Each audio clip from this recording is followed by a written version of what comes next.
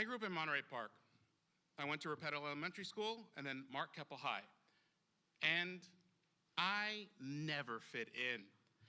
But man, did I try. I even came up with the brilliant idea to join the hall monitors to make friends.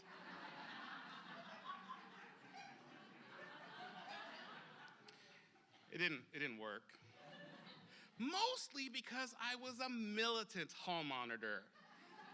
I was the Genghis Khan of the hallways. It's a terrible way to make friends, by the way. When my older sister saw how terrible and desperate I was, she told me that when I joined her in high school, I should follow her lead. And so I did. She had me join the band, then the theater department, and finally, La Raza. It's an organization that celebrated Latin culture. I knew my parents would like this because they wanted me to be more in touch with my Guatemalan side. A little backstory. My family moved here from Guatemala when I was 2 years old. When I was 5, my mom noticed something. When she would call to me, I wouldn't respond. They would talk to me and my eyes would just glaze over. My parents feared the worst. They took me to a hearing specialist and he ran a lot of tests on me. After a while, he called my parents into his office, and I remember him sitting behind his big black desk, and he took off his glasses and he cleaned them. He said, "I know why you're having troubles with your son."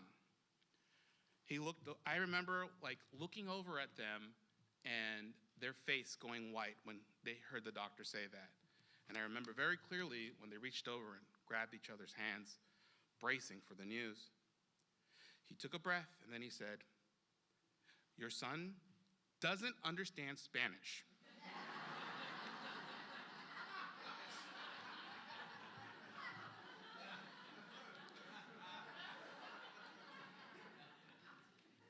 He only speaks English. You need to speak English to him. My parents wanted me to be American and speak good. I mean, well. But because we moved here, when we moved here, my sister started going to school and was placed immediately in ESL. My folks had to take English classes actually at Mark Keppel, my high school. And I remember going with them and playing on the floor while teachers reviewed American idioms with them. My parents didn't want me to suffer the way they did. So they pushed me to be American and speak English. We didn't have money for your fancy American tutors, so they plopped me down in front of America's tutors, Big Bird and Mr. Rogers. And I acclimated a little too well for their liking.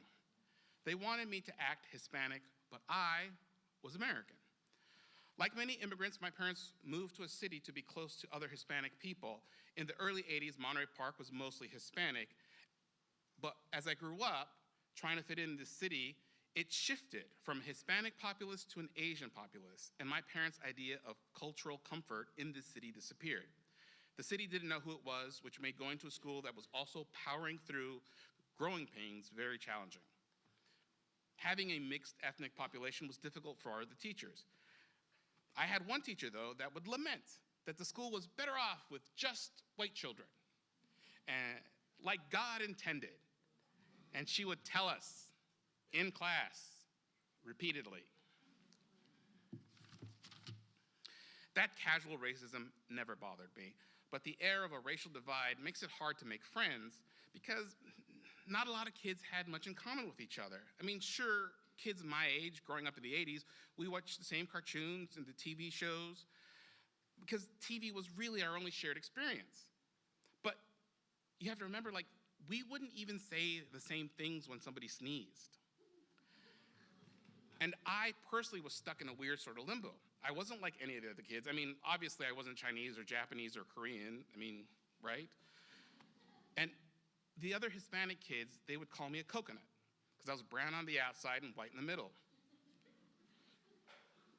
I wasn't Hispanic enough to them, and I wasn't like the normal kids either because I liked Borscht Belt comedy.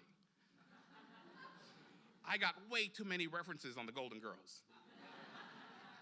Oh yeah, and I watched the Golden Girls. So I couldn't wait for high school. Things would have to be much better, right? Which leads me back to the group La Raza.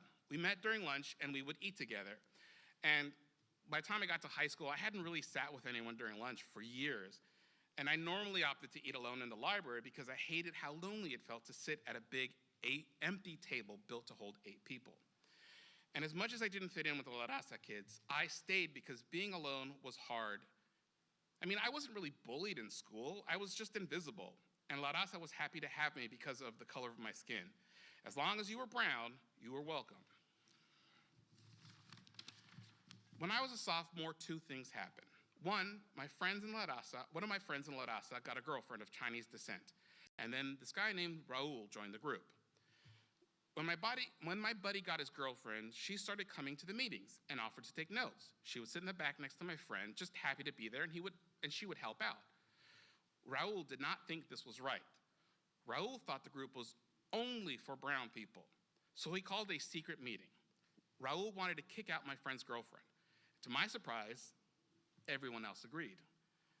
I was angry. I didn't see the big deal. She wasn't trying to change us or do anything. She just wanted to hang out with her boyfriend. She was nice and came out to support us at our events, but Raul wouldn't listen to reason. I left the group in a huff, vowing never to return. But because my sister was still part of the group and my parents wanted me to return to La Raza's loving embrace, I had to go to this fundraising dinner one night shortly after this debacle. At this dinner, all these people that decided not to stand up to Raul's preposterous, unmotivated divide were there enjoying a meal that my buddy's girlfriend had helped set up. If I was old enough to drink, I would have been drinking, but instead I just sort of stared at Raul, trying to decide what I was going to say to him. Then at one point toward the end of the night, Raul came to talk to me. In English, he told me how sorry he was that I left La Raza and that they would always welcome me back. Then he turned to some other member and in Spanish started to tell her that I was a traitor to all Hispanics and that he was making nice for my sister's sake, but deep down, I would always be a fat coconut. He laughed, but stopped when he realized that I knew what he said, because even though I couldn't speak Spanish, my parents were sure as shit to make sure I understood it.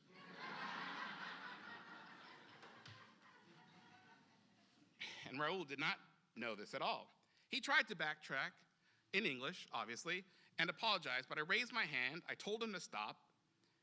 I told him I obviously understood what he said, and then I said things that I will not repeat because I am now a gentleman. I was not eloquent, I was just angry. And then I left to go wait for my parents in the parking lot of a Baker Square at night because my parents had already paid for the dinner and they didn't want to leave. La Raza was the first place that had welcomed me blindly, and it was a group of people that looked like me and accepted me, and it hurt to be separated, and I felt very betrayed, but I just couldn't be part of a group that only cared about what I looked like on the outside instead of who I was on the inside. Thank you.